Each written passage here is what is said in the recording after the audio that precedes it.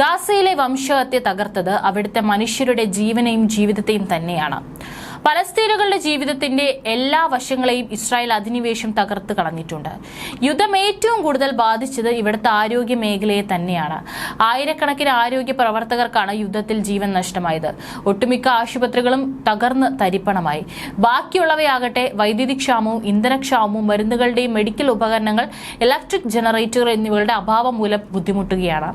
യുദ്ധത്തിൽ ഗുരുതരമായി പരിക്കേറ്റ ആയിരക്കണക്കിന് സാധാരണക്കാർക്ക് പോലും ആവശ്യത്തിന് ചികിത്സ നൽകാൻ ബുദ്ധിമുട്ടുകയാണ് ആരോഗ്യ പ്രവർത്തകർ. ഇതിനു പുറമെ മറ്റു ഗുരുതരമായ അസുഖങ്ങളാൽ വേദന അനുഭവിക്കുന്നവർക്കും ശരിയായ ചികിത്സ ലഭിക്കുന്നില്ല. ആവശ്യത്തിന് മരുന്നുകൾ ഇല്ലാത്തതിനാൽ ഡയാലിസിസ് പോലും നടത്താനാകാതെ വലയുകയാണ് ഗാസയിലെ വൃക്ക രോഗികൾ. മരുന്നുകളുടെയും സിറിഞ്ചുകളുടെയും അഭാവത്തിൽ ആഴ്ചയിൽ 3 തവണയുള്ള ഡയാലിസിസുകൾ മുടങ്ങുകയാണ്. ഇതോടെ പല രോഗികളും ചികിത്സ കിട്ടാതെ മരിക്കേണ്ട അവസ്ഥയാണ്. അലക്സ ആശുപത്രിയിലെ വൃക്ക ഡയാലിസിസ് വിഭാഗത്തിന് അടിയന്തര സഹായം നൽകണമെന്ന് ലോകാരോഗ്യ സംഘടന, റെഡ് ക്രോസ്, മറ്റ് സന്നദ്ധ സംഘടനകളോടും ഗാസ സർക്കാരിന്റെ മീഡിയ ഓഫീസ് കഴിഞ്ഞ ദിവസം അഭ്യർത്ഥിച്ചിരുന്നു. ഗാസ മുനമ്പിൽ ഡയാലിസിസിലുള്ള ഏക ആശുപത്രിയാണ് അലക്സ. ഇസ്രായേൽ യുദ്ധത്തിന് മുൻപ് അലക്സ ആശുപത്രിയിൽ 140 വൃക്ക രോഗികൾക്ക് ഡയാലിസിസ് നൽകിയിരുന്നു. ഇപ്പോൾ 480 രോഗികൾക്കാണ് ആശുപത്രിയിൽ ചികിത്സ നൽകുന്നത്. മരുന്നും ചികിത്സയും നൽകാൻ കഴിയാതെ ഞങ്ങളുടെ കൺമുൻപിൽ വെച്ചാണ് ഞങ്ങളുടെ അമ്മ കണ്ണടച്ചതെന്ന്, ഡയാലിസിസ് ലഭിക്കാതെ തന്റെ മാതാവ് മരിക്കേണ്ടി വന്നതിനെക്കുറിച്ച് ഇബ്രാഹിം അൽ ഒവൈസി എന്നയാൾ പലസ്തീൻ മാധ്യമത്തോട് പറഞ്ഞു. എല്ലാതരം വേദനകളും കഷ്ടപ്പാടുകളും അനുഭവിച്ച ശേഷം യുദ്ധത്തിന്റെ 7ാം മാസത്തിലാണ് അമ്മ വിട പറഞ്ഞത്.